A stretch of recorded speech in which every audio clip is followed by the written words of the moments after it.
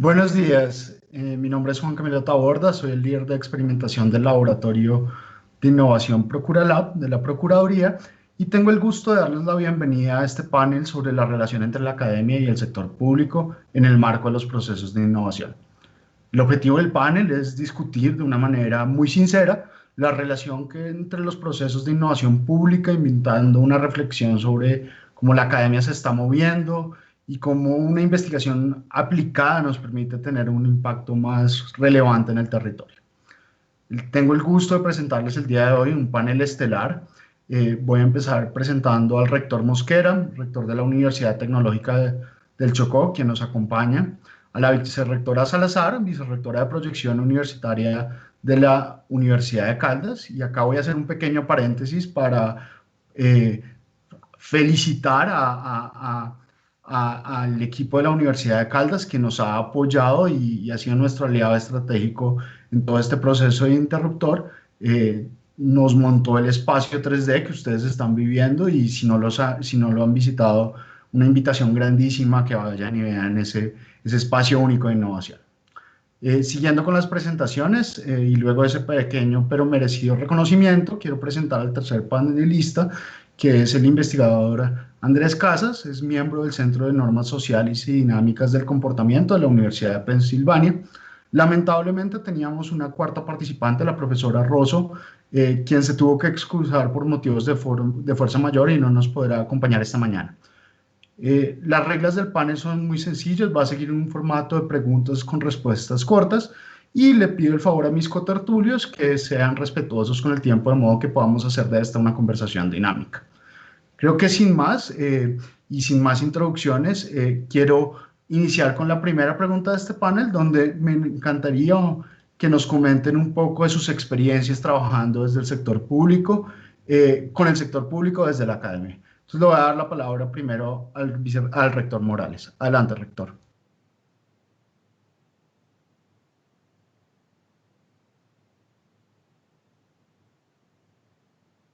Rector Mosquera, perdón. Sí, muy buenos días, Juan Camilo y demás compañeros del foro que hoy nos acompaña con respecto al proceso de innovación en la administración pública.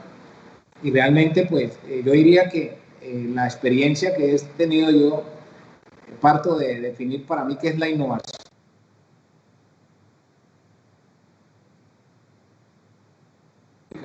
Y esos retos de éxito, claro, y de luego que estos objetivos sean medibles, llenos de enseñanzas, aprendizajes y lo más importante para mí, esperanza, traducida, diría yo, a tomar decisiones certeras y de las cuales han podido terminar de manera gratificante para la comunidad educativa a la cual yo represento. Ejemplos tengo muchos, ¿no? Por ejemplo, podemos partir de la base que hoy vivimos, por ejemplo, en un territorio con bastantes atrasos, pero que hay una brecha significativa con respecto a otros territorios y entonces la innovación aquí juega un papel muy importante y preponderante. Y desde la academia lo que hemos apuntado es a ello. ¿A través de qué? De proyectos de innovación, de proyectos orientados, formulados, pero también para romper el esquema y el paradigma del crecimiento en varias latitudes, diría ya socialmente, económicamente y diría también científicamente hablando. Entonces, aquí lo que juega un papel importante es la forma como uno puede asumir la academia para inventar o innovar situaciones que permitan permear la comunidad y desde luego que apunte a un desarrollo sostenible de la misma.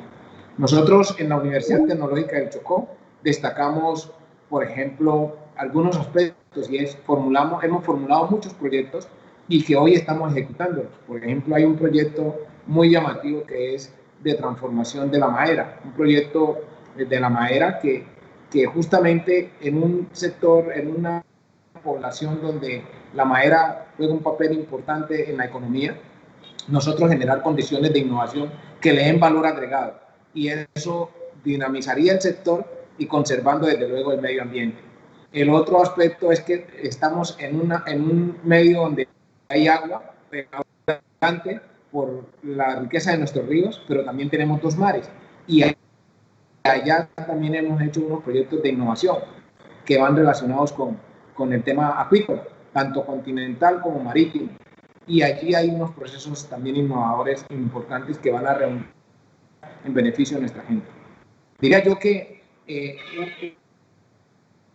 muy que estamos desarrollando en este momentico es un convenio que tenemos con el DNP y que hace parte de la Universidad del Magdalena y la Universidad del Chocó en relación con un ejercicio que buscamos medir y analizar los determinantes de innovación pública en esta región, entendida como una innovación que resuelve problemas públicos. Y entonces allí, como decía ahorita Juan Camilo, es esta investigación aplicada, cómo la podemos nosotros llevar a feliz término en beneficio de nuestra gente. Entonces, aquí, con todo este tipo de procesos que hemos adelantado, estamos viendo a ver cómo contribuimos y hacemos aproximaciones tradicionales que deben replantearse para el bienestar de la comunidad. Yo diría que así nosotros estamos ricos en una cantidad de experiencias que en el paso del tiempo van a traducirse en desarrollo sostenible de nuestra región. Muchas gracias, rector. Súper interesante estos temas. Le doy la palabra a la vicerrectora Salazar. Hola, un saludo muy amoroso a todos, por ahora por las pantallas, ojalá pronto sea personal. Bueno, digamos que la Universidad de Caldas es una universidad de carácter nacional y en ese rol de innovación e innovación pública pues hemos tenido diferentes enfoques en la forma como hacemos las cosas dentro de la universidad y en proyectos en que hemos materializado, digamos, estos procesos. Vemos que la plataforma que tenemos hoy se desarrolla en un espacio que en lo personal quiero mucho, que es el Centro de Ciencia Francisco José de Caldas, y en ese centro de ciencia, que es un centro de ciencia maker, tenemos un reto maravilloso y es juntar el arte, la ciencia y la tecnología para resolver problemas.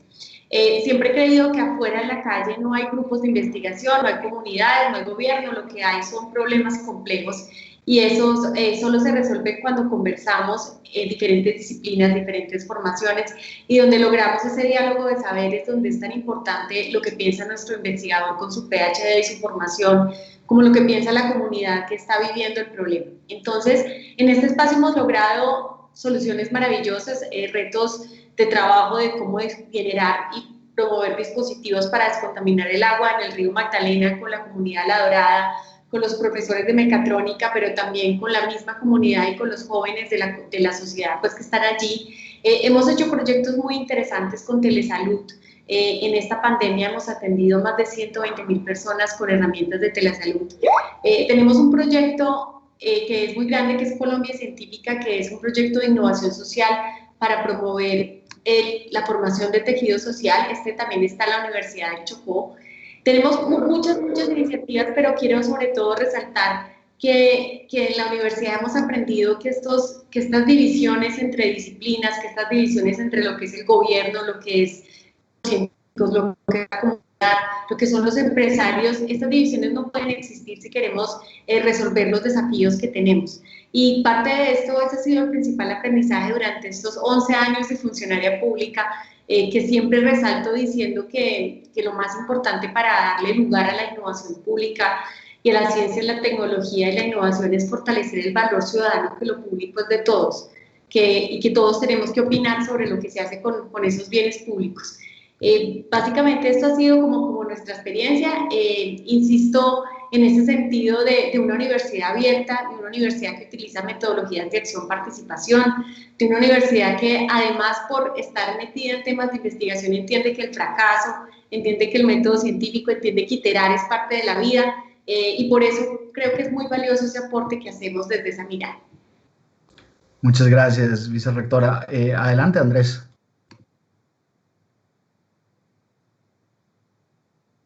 Andrés, Gracias. Un saludo muy especial, Juan Camilo, rector, vicerrectora. Qué placer estar aquí. Rápidamente, pues me toca a mí de último, soy el más viejo, entonces son 20 años de experiencias, varias vidas, diría, en el trabajo por cerrar la brecha entre academia y práctica, puntualmente desde lo público, desde lo comunitario.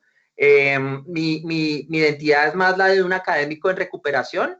Duré 11 años como profesor de la Universidad Javeriana, donde fui muy feliz, produje mucho y sembramos una semillita que fue el semillero de conducta humana y ciencia política de la Facultad de Ciencia Política, que nos permitió empezar a avanzar en 2010 hacia un programa local, un diseño de un programa local de uso de métodos mixtos para construir política pública. Ese programa me llevó entonces a moverme del escritorio al territorio, a conocer mi país. Trabajé con la Universidad de AFIT montando el Centro de Análisis Político durante varios años, donde pudimos innovar líneas de base para desarrollar un poco mi campo teórico, que es los problemas del desarrollo desde la perspectiva cognitiva y comportamental.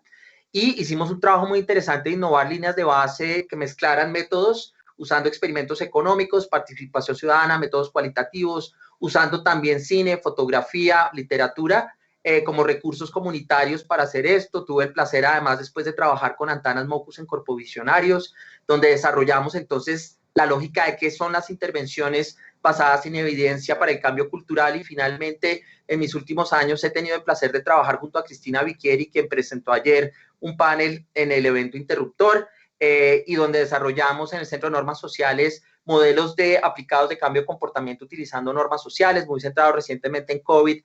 Y en Bogotá tengo el placer de acompañar a la Procuraduría General en los temas de ética de comportamiento y a la Alcaldía de Bogotá en el área de cambio de comportamiento y movilidad. Todo esto para decirles que toda esta experiencia me ha dejado como 3 aprendizajes. Lo primero es que la innovación la tenemos que coger con pinzas. La innovación, hay una frase de un poeta que es bellísima y es que no hay nada nuevo bajo el sol, y un poco la idea es que no nos dejemos deslumbrar por la parte cool de la innovación, porque son presupuestos públicos importantes y, como nos decía el rector y la vicerrectora, son elementos que ya no es simplemente un ejercicio de estilización de la toma de decisiones públicas y el contacto con el ciudadano, sino de la transformación acelerada de los retos que tenemos marcados por los ODS. Eso es lo primero. Lo segundo, yo creo que sin duda el segundo aprendizaje es la importancia de entender una frase que me enseñó a mí Cristina Vicchieri, y está en la primera página de su libro que yo traduje al español, y que ojalá lean mucho a partir de la charla que ella dio. Espero que se hayan animado mucho a entender cómo podemos cambiar comportamientos colectivos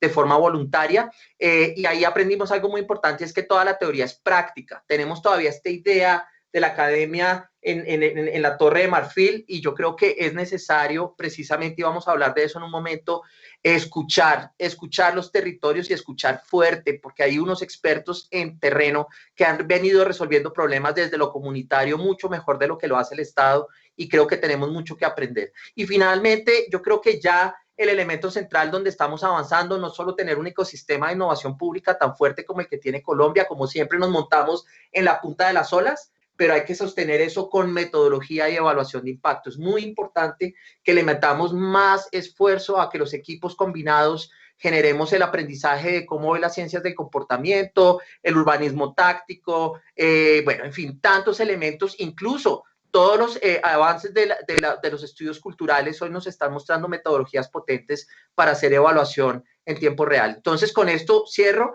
pero pues me declaro académico de recuperación, me declaro un aprendiz de las comunidades de Colombia, pasando del escritorio al territorio, y finalmente algo muy importante, y es que la metodología cabe en todos lados, y la ciencia, como lo decía la vicerrectora, es nuestra guía para hacer mejores políticas públicas. No, a mí me encanta, como se darán cuenta nuestros asistentes, nuestro público, realmente tenemos un panel de lujo. Yo iba a pedirles que la siguiente pregunta que tenía preparada era que nos contaran una buena experiencia, pero creo que ya nos contaron todas sus buenas experiencias. Y entonces ahora sí voy a empezar a ser como de esos moderadores hartos o profesor harto que alguna vez me dijeron que era. Y es hacerles las preguntas difíciles. Entonces, desde su experiencia, desde la academia, ¿cuál es el reto más grande de trabajar en innovación con lo público? Entonces, si quieren, adelante, rector. Volvemos y seguimos el mismo ciclo, el mismo orden. Rector, el micrófono, por favor. Gracias. Sí, miren, yo qué pienso, ¿no? Mis interlocutores aquí del foro han hecho unas definiciones y unas situaciones bien claras en relación con todo el proceso de innovación. Y nosotros, por ejemplo, tenemos que estar hablando de la innovación social, o la apropiación social del conocimiento que debe llegar desde las comunidades. Y para mí lo más valioso es que nosotros podamos sacar de las universidades y del aula, sacar del aula y llevar todo este conocimiento aplicado a las comunidades.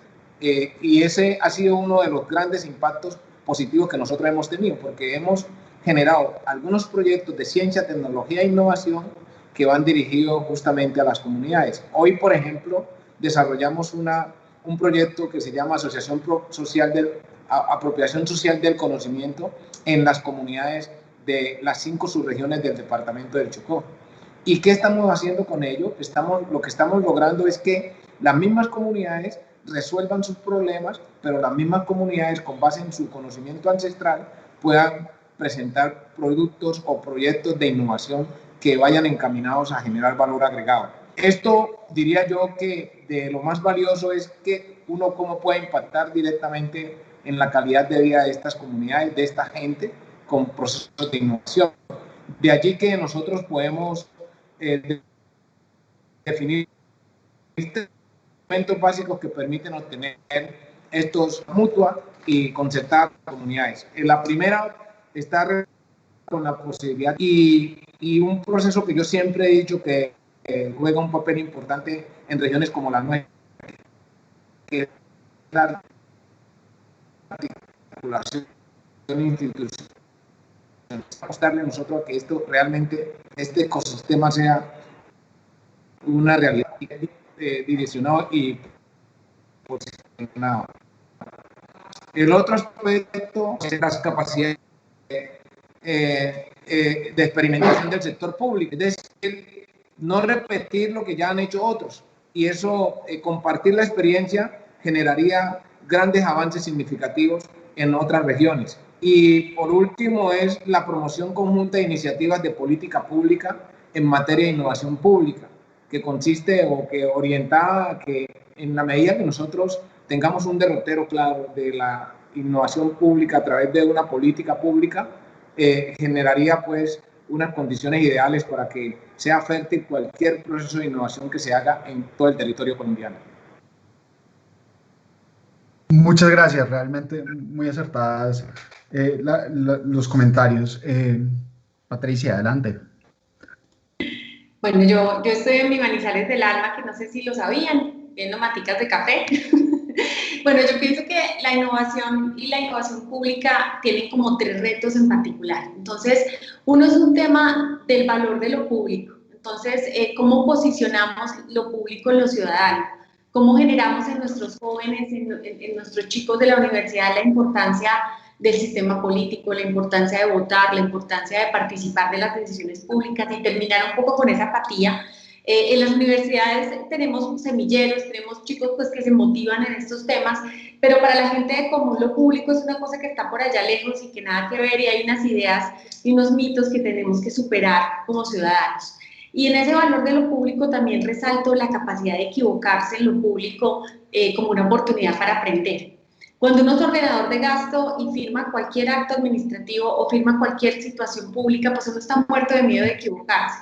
Innovar, investigar y aprender implica equivocarse. Entonces tendríamos que diseñar, bueno, la Procuraduría, la Contraloría, todo, que tiene que existir, además la Fiscalía, claro que tienen que existir, pero cómo diseñamos métodos para aprender, equivocarnos y que no nos metan a la cárcel. Porque es un temor que tenemos para innovar, porque hay una frase que es: toda la vida se ha hecho las cosas de esta forma porque hay 2000 normas que están bien y que tienen que existir, pero habrá que flexibilidad esa conversación. Otro reto que tenemos desde las universidades para trabajar con las entidades públicas es un tema de timing. Es muy claro que tenemos que hacer investigación aplicada, que tenemos que resolver problemas del hoy. No hay agua en Chocó, hay estos temas en Providencia, cambio climático, el COVID, y pues queremos hacer investigación espacial para ver si hay agua en Marte. Pero no se trata de polarizar y no se trata de hacer una cosa a la otra. Las universidades tenemos que vivir en el futuro, porque estamos haciendo ciencia y tenemos que imaginarnos el mundo del mañana. Si nos quedamos resolviendo el hoy, pues hacemos la mitad de la tarea.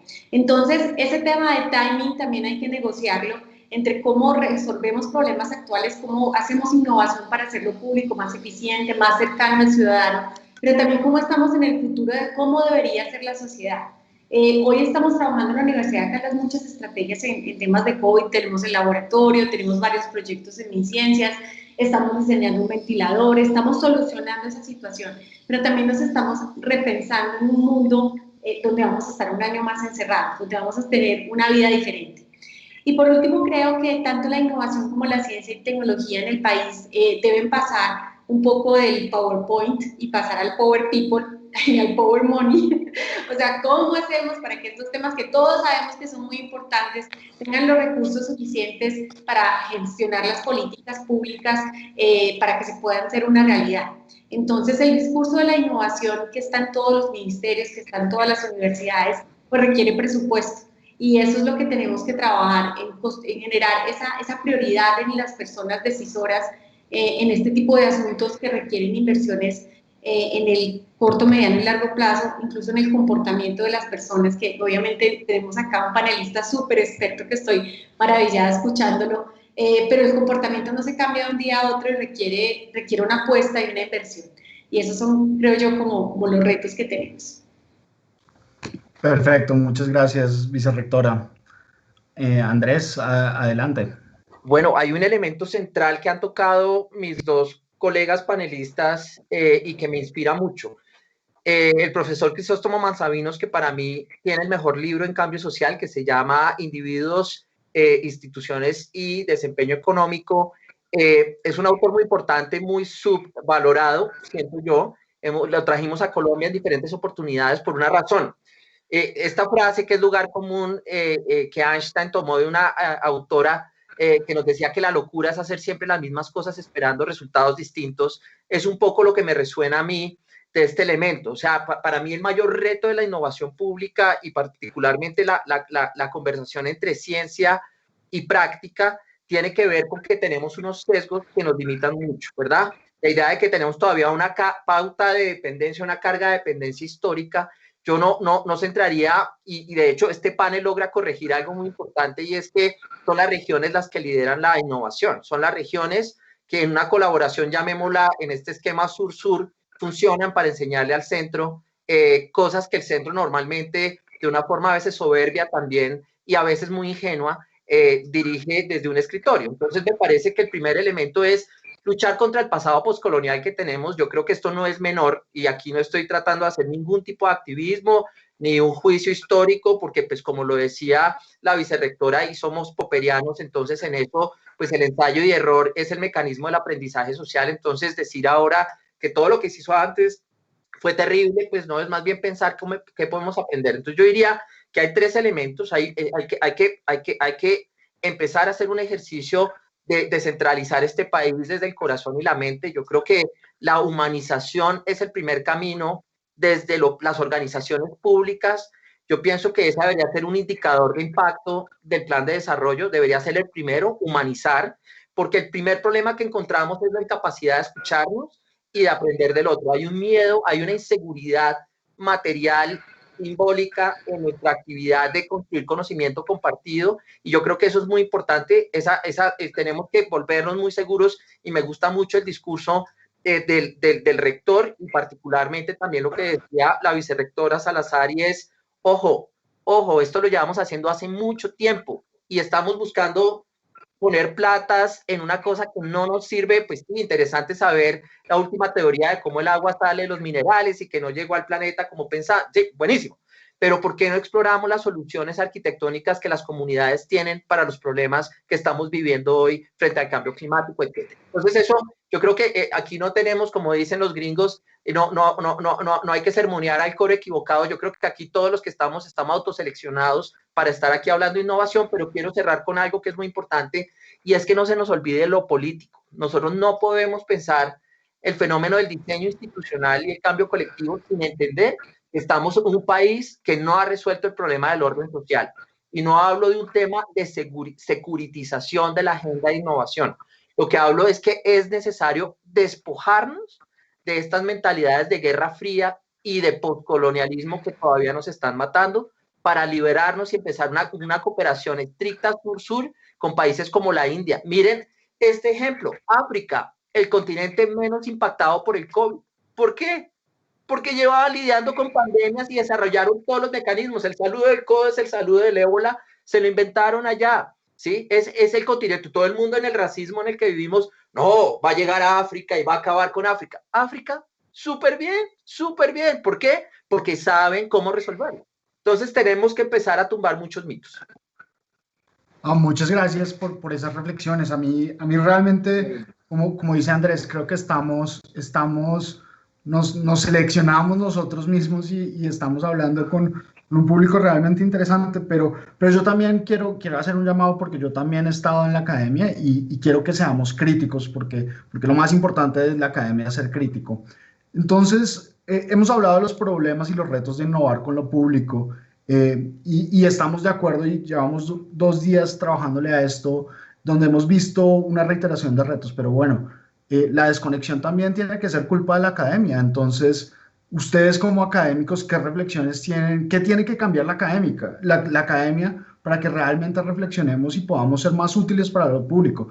Como seamos responsables y críticos. Me encantaría ver sus opiniones al respecto. Adelante, rector.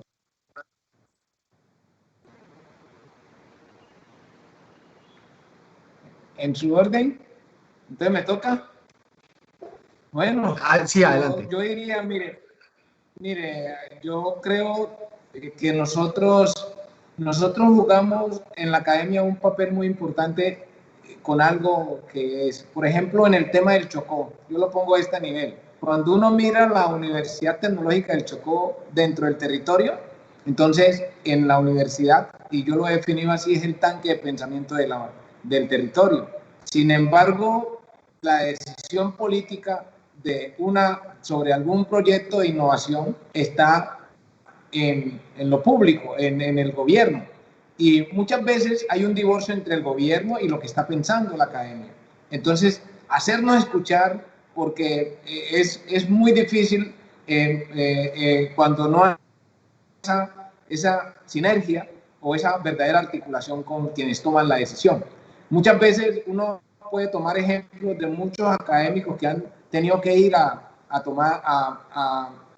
presentarse en unos cargos de elección popular porque quieren estar donde se toman las decisiones. Entonces aquí nosotros generamos mucho conocimiento y muchos conocimientos no son aplicados en el momento. Por ejemplo, yo quiero decirles algo. Nosotros hace 2 años yo participé en la estructuración de un proyecto de prevención del riesgo con respecto a todas las cuencas hídricas del departamento. Y hoy, gracias al fenómeno de la Niña, tenemos un desastre bastante grande en muchos de los territorios, en muchas de las subregiones del departamento. Y si hubiéramos tenido esa herramienta hoy diseñada y puesta en funcionamiento, muchas de las cosas las habíamos previsto. Entonces, un factor de desconexión y que debemos generar rápidamente cómo atraerlo es crear la cultura de la innovación, desarrollando habilidades y destrezas. ¿Para quién? Para quienes tienen que tomar la decisión y que valoren los procesos de innovación. Ahí habría, diría yo, una gran conquista. La segunda instancia es fomentar la experimentación y brindando incentivos a la innovación. En este sentido, reitero la posición y necesidad de lanzarse al ruedo, es decir, y estimular a aquellos que se lanzan al ruedo desde servidores públicos, del desarrollo de proyectos en pro de las necesidades de nuestra sociedad. Como decía Andrés ahorita, dejar de hacer lo mismo siempre para tener resultados diferentes. ¿Cómo se hace? Haciendo lo mismo siempre. Es muy difícil, entonces ahí hay que lanzarse al ruedo y generar otras condiciones. Yo diría también que considero que la mejor forma para superar la desconexión que existe actualmente es la innovación pública, desde lo académico, cultural, social, liderando proyectos que ayuden a mejorar, modernizar e innovar en los ciudadanos. O sea, que todo lo que hagamos en innovación vaya dirigido directamente a solucionar problemas de nuestra comunidad. Entonces yo, por ejemplo, creo que nosotros en el Chocó debemos generar unos procesos de innovación que generen empleo, que generen condiciones socioeconómicas más estables para la gente, y ahí hay que enfocar mucho ejercicio. ¿Con qué? Con el valor que tenemos de nuestra biodiversidad. Alguna vez asistía yo a un foro en Cali Y en ese foro, la que hoy es ministra, la doctora Mabel Torres, de Ciencia y Tecnología, ella decía que en el Chocó había una biodiversidad que ni siquiera hemos alcanzado a estudiar el 5% de la misma. Entonces, ¿qué tal cuando nosotros alcancemos el 10% investigación de esa biodiversidad? Es mucho lo que podemos avanzar. Y allí hay que hacer que, de acuerdo a las mismas situaciones que está viviendo el entorno, cada región, este país es biodiverso y el Chocó es bien biodiverso, por cierto, nosotros avanzaríamos mucho en la medida que tuviéramos un proceso de investigación e innovación con nuestros recursos y con situaciones de nuestro ecosistema. Y por último, la innovación pública como un proceso de cambio organizativo, donde el liderazgo debe impulsar una estrategia consensuada que permita la participación de toda la comunidad y un mayor dinamismo que genere un impacto positivo ¿en quién? En la gente y en quienes tomamos las decisiones. Ese sería, pues, diría yo, que los procesos que pudieran combatir la desconexión. Y en eso sí llamo, pues, a que haya mayor articulación, hablando desde lo crítico entre la academia y, diría yo, quienes están manejando el gobierno, y que haya mayor escucha, que nos escuchen en relación con lo que estamos orientando. Muchas gracias, muy apropiado. Vicerrectora, adelante. Bueno, ok. Yo es que trato siempre de ver las cosas desde lo positivo, pero claro que tenemos muchas oportunidades de mejora. En el tema de cómo transferimos ese conocimiento que se genera a la universidad, a la sociedad, a las empresas, al público, hay un diseño que hace que las universidades nos comportemos como nos comportemos. Todos los rankings internacionales que son tan publicitados por los medios de comunicación validan los papers. Y para un profesor tener un paper en una revista indexada o tener o poder escribir en una revista de una buena calificación, pues tiene una relevancia muy importante en su rol y en su reputación, tanto como investigador como universidad. Entonces, cuando ese es el incentivo, pues el profesor, el investigador de alto nivel trabaja para eso, y siento yo que eso tampoco está mal, porque es una conversación que se da entre pares. Siento que tenemos que fomentar los incentivos para que haya más ejercicios de comunicación científica, de periodismo científico. Nosotros lo hemos hecho en la U, tenemos ahorita unos podcasts que pueden ver en todas las plataformas, y aprovecho por la plataforma que se llama Conversaciones con Científicos, y lo que hacemos es que ese profesor nos cuente en un lenguaje común lo que hace, y hemos encontrado, digamos, muchas ventajas en esta comunicación de posicionamiento de la universidad, pero también de conversar con los otros. Pero ese profesor va a seguir escribiendo papers y tiene que seguir escribiendo papers. Vuelvo y digo que son unas tensiones que tenemos que resolver. ¿Cómo hacemos las dos cosas? Creo que el modelo educativo está diseñado para carreras de 5 años o de 4 años, para luego hacer un posgrado, luego hacer un doctorado, un postdoctorado. Y de pronto la pandemia llegó como para cambiar todo eso y entender que la presencialidad tiene otra razón de ser. Hay un artículo muy interesante que escribió el profesor, bueno, el rector Alejandro Gaviria, sobre que las universidades se van a volver realmente son plataformas con contenidos, y que la presencialidad cobra importancia para resolver los problemas locales y para juntarnos con los estudiantes a cosas que no pueden hacer por internet, que creo yo que son un montón de cosas. Las habilidades socioemocionales no se aprenden con una pantalla, estoy convencida. Entonces siento que parte de esa desconexión muchas veces es porque nuestro modelo educativo es profundamente rígido y además está normatizado. Nosotros queremos sacar un nuevo programa, nos tardamos entre 1 y 2 años para obtener el registro, y seguramente esos contenidos que planteamos para eso 2 años después, por ejemplo en ingeniería de sistemas, ya la programación es otra, la certificación es en otras. Entonces vuelvo y tengo que ese timing y la inflexibilidad de nuestras normas hacen que tengamos que trabajar como los dos escenarios. Y otro tema que creo que tenemos que resolver en las universidades es que nos encantan las conversaciones endógenas. Nos encanta conversar entre nosotros, conversar entre pares, citar varios autores, y es profundamente apasionante. Creo que uno aprende más en un tinto en la cafetería de una universidad que en un salón de clase con dos profesores de diferentes áreas. Pero las conversaciones, y me gusta mucho ese enfoque de territorio con comunidad, porque esas conversaciones hay que hablarlas, hay que abrirlas, hay que escuchar que hay personas que no te citan un solo autor, pero que tienen más sabiduría de su vida que muchos otros. Son formas diferentes de aprender, y creo que eso lo tenemos que explorar. Nosotros hicimos un ejercicio muy interesante y es hacer un concierto de la Orquesta Sinfónica de Caldas en la Plaza de Bolívar, porque la música sinfónica solamente se escucha en los teatros y no podemos pretender que la gente acceda a ese contenido cultural en la emisora. Y eso fue muy chévere, creo que nos sirvió para acercar a otras personas que escuchen música diferente. Y por último, digamos, hay una norma en el tema de spin-offs, que son las empresas que se crean con las empresas, es una ley que ya tiene unos años, pero materializarla ha sido difícil porque una empresa genera riesgo y genera pérdidas, y hay temor en la universidad en invertir en un negocio que dé pérdidas, porque efectivamente se llama detrimento patrimonial. Entonces, creo que esa conversación necesitamos flexibilidad en las normas y flexibilidad en las reglas de juego para facilitarla. Y nosotros como universidades tenemos que, de alguna manera, estos egos académicos, un poco todo ese conocimiento tan valioso que tenga, aterrizarlo y conversar con la sociedad de las cosas, pero también respetando que nuestros profes y nuestros investigadores tienen que hablar con citas, tienen que hablar con libros, tienen que hablar porque esa es su naturaleza científica y no desnaturalizar eso, más bien generar como mecanismos de interfaz como el Centro de Ciencia Francisco José de Caldas, como las vicerrectorías de proyección, como espacios donde podemos generar esos mecanismos de diálogo, pero no pretender que la comunidad hable de una manera diferente a como hablan los científicos también, sino generar esas interfaces para que nos podamos entender. Muchas gracias, vicerrectora. Muy valiosos los comentarios y vamos a hablar en unos minutos de ese tema de la publicación del publicar o morir, porque es un tema importante para la academia. Pero antes, quiero darle la palabra a Andrés para sus comentarios.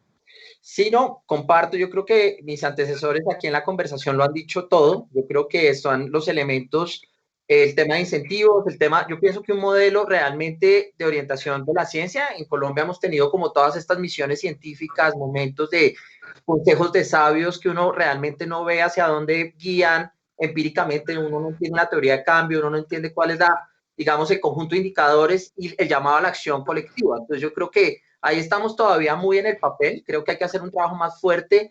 Yo creo que también hay un elemento y es que la universidad debe estar a la altura de la promesa que hace. Yo siento que la salida de la universidad es traumática para los profesionales y para la gente que le apuesta también a las carreras técnicas y creo que le estamos fallando a esas personas con modelos que mencionamos desde diferentes ángulos de inserción profesional sin salida. Yo creo que tenemos que hacer realmente una revisión aprovechando los avances que ha hecho particularmente Planeación Nacional en elementos muy acertados como pensarnos los ODS y casi que sincronizar nuestras generaciones hacia no solo el cumplimiento, sino la preparación para la vida en el mundo del siglo XXI. Pero aparte de eso, yo creo que hay un elemento muy importante y es, pese a lo crítico que podamos ser del campo de las ciencias, me parece que comparto con Patricia dos elementos. Uno, yo creo que el narcisismo que caracteriza la conversación académica, hay que hacer terapia de eso. Y la mejor terapia es hacer grupos y colaborar. Yo creo que, por ejemplo, en Bogotá estamos haciendo una innovación que es invitar a los grupos de investigación a resolver problemas públicos con el BID. Estamos ubicando y, digamos, dando unos recursos semilla para que los equipos que hacen ciencias del comportamiento, urbanismo táctico y otros mecanismos de transformación urbana aplicada puedan entrar. Entonces es la forma de salirnos, de traernos a los académicos de su torre de marfil y ponerlos a dialogar con el territorio. Creo que es un buen camino. Y por el otro, de todas formas, nosotros los colombianos tenemos un sesgo de negatividad altísimo, somos ultracríticos, etcétera. Pero yo creo que en Colombia hay varios ejemplos de innovación que han funcionado trayendo la academia a funcionar a lo público. Yo creo que el ejemplo seminal, pues uno lo ve en trabajos que no conocemos mucho aquí, pero los recorridos que hizo Albert Hirschman hace mucho tiempo por Colombia, pensando el problema del banano, el trabajo de James Robinson, sobre todo muy centrado en la costa pacífica, el trabajo de Juan Camilo Cárdenas y todo el equipo de economistas experimentales de la primera ola de los años de la década del 2000, y también mucho experimento de academia en reversa, el experimento que no solo está haciendo la Universidad de Chocó, la Universidad de Caldas, pero también todo el ejercicio que hace la UTB, la Universidad Tecnológica de Bolívar. Hay unos ejemplos muy bellos de innovación local para el bien social. Entonces, simplemente para cerrar, yo creo que aquí tenemos dos elementos. Como nunca antes, la ciencia había sido tan importante para salvar el mundo y puntualmente salvar la democracia. Estamos en un momento donde hay un presidente en un país por allá que ha insistido en tumbar el valor de la ciencia. Con Cristina Vicchieri y con el equipo de Enrique Patadas y otros colegas del Centro de Dinámicas Comportamentales estamos en este momento publicando un paper que se llama En la ciencia debemos creer, porque vimos precisamente que lo que hizo la diferencia en las respuestas al COVID son sociedades donde la ciencia importa. Y en Colombia todavía importa la OMS, todavía importa lo que diga los científicos. Y yo creo que ese es el éxito. Entonces, primero, reconocer que la ciencia más que nunca está en peligro en términos de que la posverdad puede poner en duda el trabajo metodológico muy fuerte y por eso tenemos que sincronizar las instituciones, las personas que escogemos y los equipos de trabajo para realizar esa tarea en este momento. Pero por el otro lado, y estoy de acuerdo con el rector, y es un elemento, rector Mosquera, que usted dice, y yo creo que es clave, el elemento del académico es no perder su diversidad, lo decía Patricia también, el académico a eso se dedica, es una división del trabajo, pero esto debe ser un baile, esto tiene que dejar de ser un sufrimiento. Cuando uno llega como académico a un equipo de trabajo, todos los funcionarios dicen, es que eso es muy académico, no, este ya va a empezar, es que eso no se entiende. Claramente, como decía Patricia, tenemos que traducir, pero también tenemos que escuchar, y hay un fenómeno muy bonito con el que quiero cerrar de la neurociencia. Una profesora del Laboratorio de Neurociencias para la Paz y los Conflictos con la que trabajo en la Universidad de Pensilvania, que es Emily Falk, descubrió que algo pasa en los cerebros cuando se conectan. Y entonces el rector Mosquera decía, necesitamos conectar más rápido. Yo creo que esa conexión tiene que ser a través de lo que le pasa al cerebro cuando se conecta. Incluso si tuviéramos las cámaras apagadas, hay algo que hace que nuestros cerebros dancen, empiezan a vibrar las mismas áreas del cerebro. Y eso es lo que tenemos que hacer para salvar lo que nos queda antes de 2030, y es que tenemos que realmente acelerar y hacer, como les decía, que la innovación no excluya a los académicos, porque el miedo ahora es que las unidades de innovación de lo público ya no necesiten a los académicos, ¿verdad? Porque eso de hacer investigación toma mucho tiempo, cuesta plata, no queremos ver causalidad, sino correlaciones, entonces ahí tenemos un riesgo. Bueno, no, muchas gracias, Andrés, por esos comentarios. Y bueno, esta ronda de comentarios realmente, yo he sido bien permisivo con el tiempo y quiero respetar el tiempo de nuestro auditorio. Y por eso voy a saltar a la última pregunta y quiero retomar el tema que mencionaba la vicerrectora Salazar, y es el tema de la publicación. Y es cierto que la publicación es importante para la universidad y para el profesor, pero también tenemos que reconocer como académicos que la necesidad de publicar es problemática, y es problemática sobre todo como dónde publicamos, por qué publicamos o qué métodos publicamos. Ese te cito porque me citas, o utilizo un RCT porque es el método que mejora mis probabilidades de publicar, o solo publico los resultados positivos y significativos, pero si no me salió ninguna estrellita no publico. ¿Cómo repensarlo desde la academia? ¿Cómo tenemos que repensar esa necesidad de publicar desde la academia, reconociendo que sigue siendo una de las tareas fundamentales que tenemos como académicos? Adelante, rector. Sí, hombre, mire, gracias por esta importante pregunta, me parece muy acertada, porque mire que este mecanismo de la publicación para mí ha sido una presión que le han ejercido a nuestros investigadores. Muchas de las investigaciones pueden ser muy buenas y pueden salir en muy buenas revistas, pero ¿de qué sirven allá en el papel y que no se puedan traducir a la realidad de las comunidades, de la gente? Y ahí hay un divorcio bastante grande, y yo diría que allí hay que empezar a cambiar estos indicadores que nos permitan. No estoy diciendo con ello que se le quite el rigor a la investigación, a la ciencia, y que uno pueda demostrarlo, pero para mí una investigación es tan buena cuando realmente después de que usted la publicó o antes de publicarla, ya como mínimo es muy fácil de entenderla por la gente y por la comunidad, y que eso se traduzca realmente a resultados efectivos y eficientes a resolver un problema determinado. Entonces, los investigadores cumplen a cabalidad las normativas para la publicación de diversos artículos. Pero entonces yo hago una pregunta, ¿será que nuestros investigadores también cumplen a la cabalidad para que esa investigación que han hecho durante un determinado tiempo llegue a la comunidad? o llegue y se traduzca en una investigación aplicada. Entonces yo diría que está bien la rigurosidad en el escrito, pero también debe ser una rigurosidad y que se lleve a cabo la aplicación de esa investigación. Y porque ahí no estaríamos nosotros haciendo los procesos de transformación y mejoramiento de la sociedad. Y ahí me voy al tema de lo que hablaba la doctora Patricia y también el doctor Andrés en relación con la parte humana, con lo que el sentimiento que debe estar en cada uno de nosotros, de a flor de piel del investigador, para que esto realmente vaya encaminado a resolver un problema de índole social.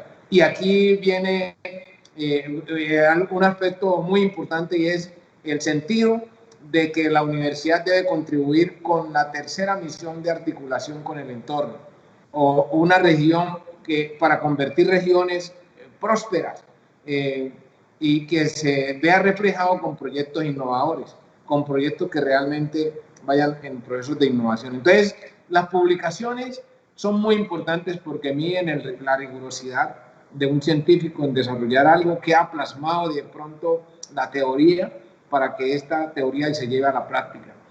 Pero esa práctica, yo diría que también tenemos que empezar a generar rigor científico para que cualquier escrito o cualquier investigación que haya sido publicada también se lleve a la práctica.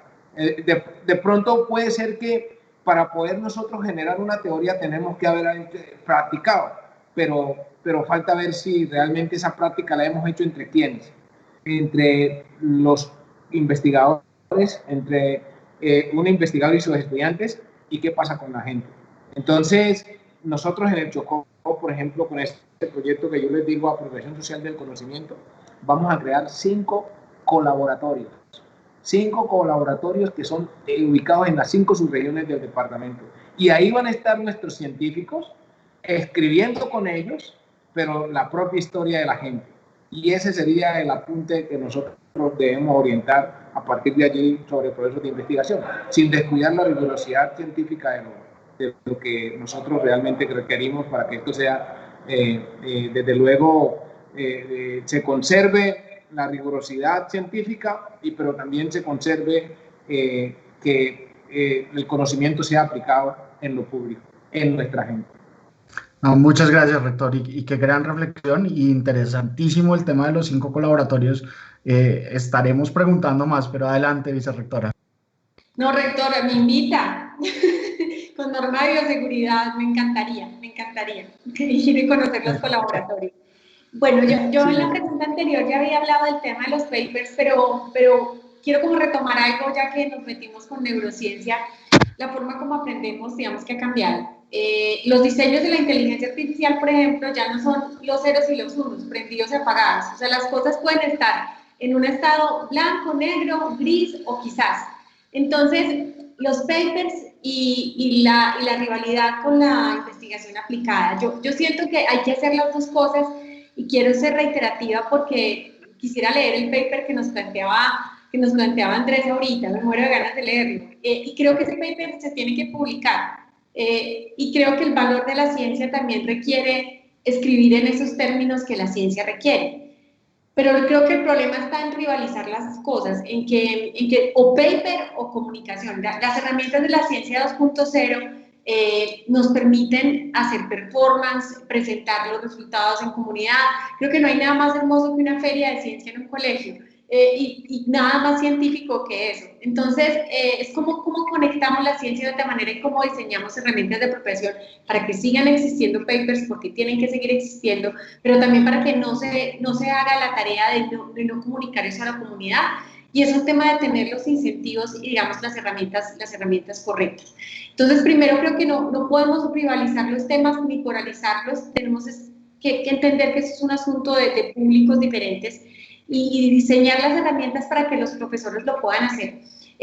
Reiterar, por ejemplo, que en esta transformación digital que tuvo que vivir aceleradamente todas las universidades, los profesores nunca en la vida habían usado un computador, pues lo pudieron hacer. Es simplemente darle a ese profe las herramientas para que pueda hacer esas cosas. Y como la universidad tiene una facultad de Artes y Humanidades tan grande, tenemos cerca de 4.000 estudiantes en esta facultad, pues también este tema de investigación-creación nos ha obligado a darles las herramientas a sus profesores que investigan en arte, que no tienen muchas revistas donde publicar, los espacios para poder compartir sus desarrollos, si se quiere, científicos, artísticos, sus desarrollos de creación.